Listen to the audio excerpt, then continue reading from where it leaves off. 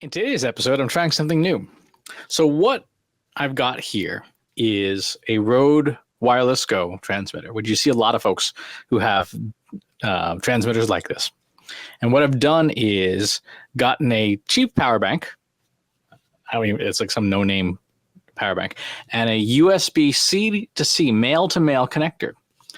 And what I've done here is essentially turn this into a handheld microphone. Now, to be clear, this is just about the worst possible way to use a lavalier microphone.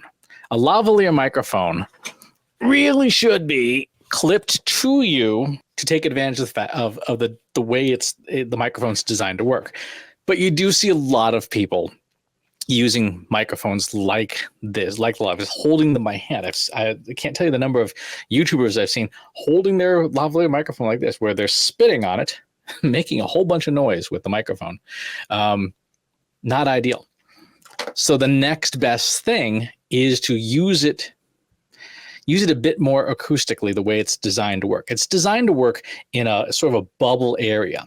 So one of the reasons why you have it like down here, A, is the convenience, but B, this is out of the plosive range, right? The B and P plosive sounds.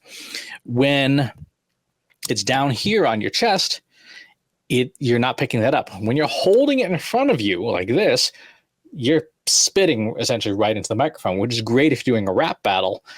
Not so great if you're trying to make decent audio. By having it on a handheld of some kind, you're kind of getting the best of both worlds, where I'm aiming it at my mouth, because that's the way it's supposed to work. But I'm also not having it in the line of where the air is coming out of my mouth. So I would suggest, if you're going to use these things in a handheld way instead of the way they were designed to be used, that you consider a very simple hack like this. Now, Rode, the company that makes this, does sell a handheld device to hold these things like a broadcast microphone. It's a $29 piece of plastic. That's all it is, just a piece of plastic. You could print that yourself if you had a 3D printer. I decided I would go the next best thing, which is to use a power bank, so that while I'm holding this thing and using the microphone incorrectly, I'm at least charging it.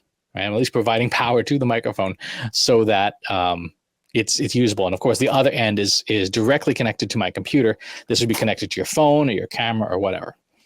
So it's kind of a fun little hack. I'm going to be testing this out at MACON, the Marketing AI conference. I'm traveling this week for it. But I wanted to do a field test, well, not a field test, a lab test at home first to make sure that this sounds okay. Because if this sounds like garbage, obviously I'm not going to bother packing it. I'm pretty sure this is going to sound better than talking into it like this.